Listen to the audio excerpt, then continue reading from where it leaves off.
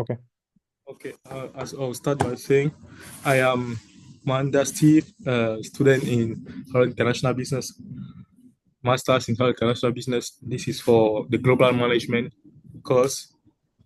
So I'll ask, what principles or framework guide your approach to leadership and decision making in a rapidly changing business environment?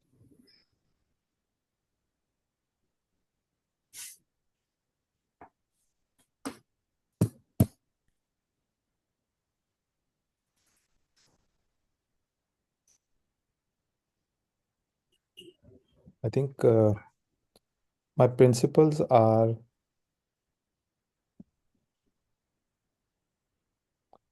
I try to focus on three types of projects, three types of in my portfolio, three different types of bets. One is the things that we are working on, which are already impactful and helping run the business. Second is things that we have high confidence, have a lot of potential, and should be some new things we should launch.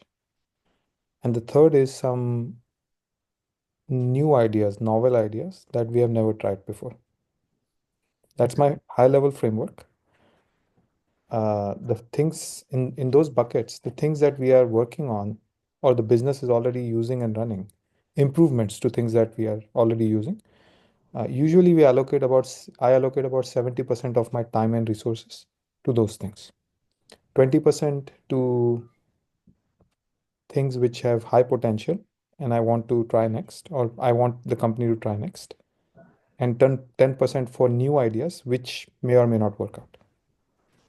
Okay, thank you very much. Uh, on the global strategy and market expansion, when when when considering expansion into two materials, what factors do you prioritize to ensure sustainable and responsible growth?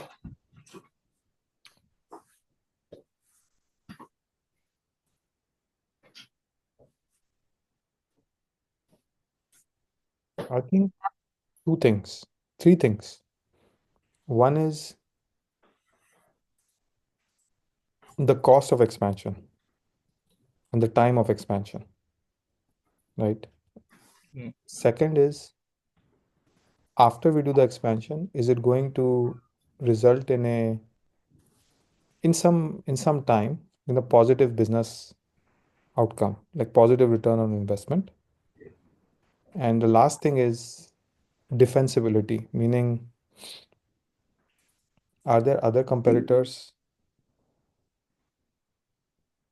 in that market where we are trying to expand, or are we one of the new players or new ideas? So how new are we in that market? Those three factors.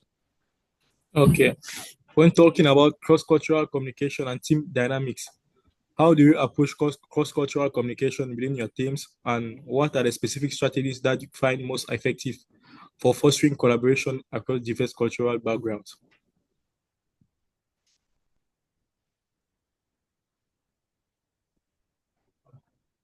It's important to get to know everybody as a person, right?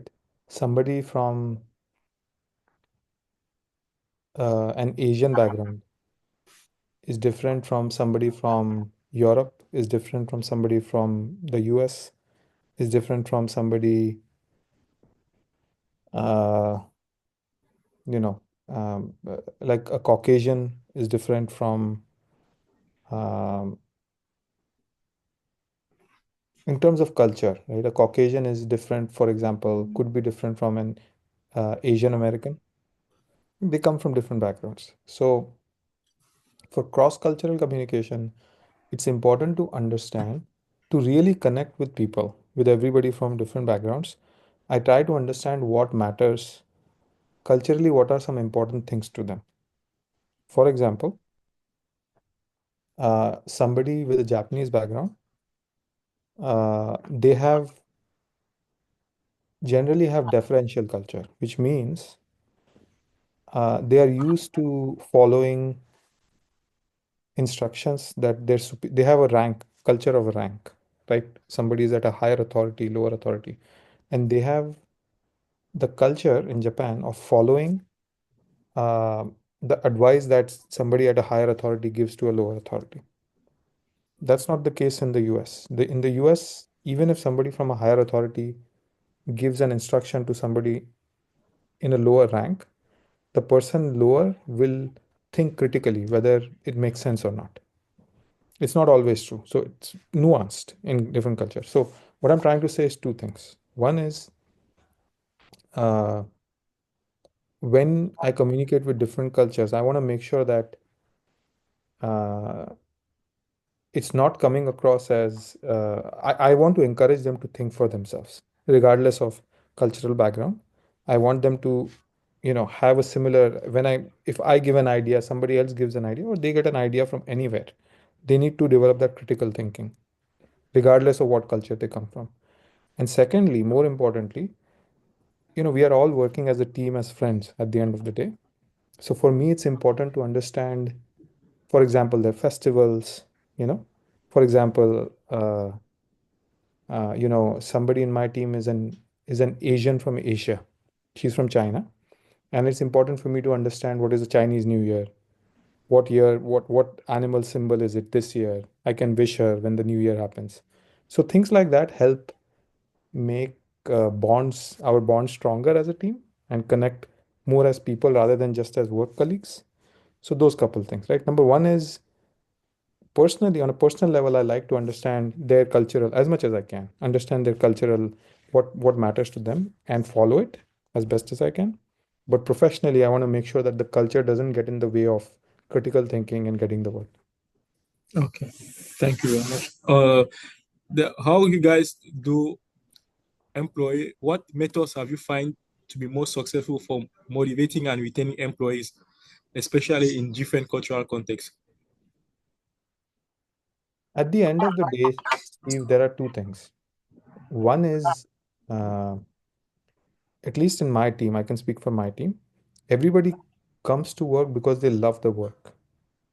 So it is my job to make sure that every day when they come, they're not just coming and writing a document, creating a presentation, and walking away. I want them to feel like there is something to look forward to at work every day. So they feel passionate about it. They feel like they're making a difference in the world. So number one is the work, and number two obviously is beyond work. They need to be compensated. Their salary, their bonuses, etc. need to be uh, need to be you know in recognition, or need to be appropriate for the kind of hard work and the effort that they're putting in. So yeah, if they are appropriately compensated, and if they do good work or they feel like they're doing good work, I think the third thing is obviously just create a friendly collaborative environment, right? Like don't have an environment where where everybody feels like they're competing with everybody else all the time, because that is not a it's a pretty toxic culture. So those three things, right? Respect each other, do good work, do great work, and at the end of the day, everybody's working to put food on the table. So make sure that you're paying them properly as well. Okay. How does your organization structure support or challenge its ability to adapt to new opportunities or disruption in the market? So as I was telling you, the first answer I gave, the way we structure it is 70%, 20%, 10%. 10% is those completely new opportunities which we have never tried. So we always, as a planning culture, as a product, because we are the product org. So as a planning culture, we always say that spend 10% of your time thinking of new ideas, learning new ideas, and coming up with projects using those new ideas. For example, generative AI, ChatGPT. Can you spend 10% of your time thinking about ChatGPT and how we could use that in our business? Just as an example, right? So yeah, that's how we do it. Okay. The last question I'll ask you is how do you organize how does your organization address ethical issues on global scale? Are there specific values or policies that guide your approach to corporate responsibility? So I cannot really answer that question because my organization is only national, it's only based in the US. I have people working in my team and across the company who are from everywhere around the world. But my organization itself is only US scale, it's not global. Okay. Thank you very much for your time. Thank you for the interview. And that will be all for me today. Thank you very much. No problem. Thank you. Have a good night.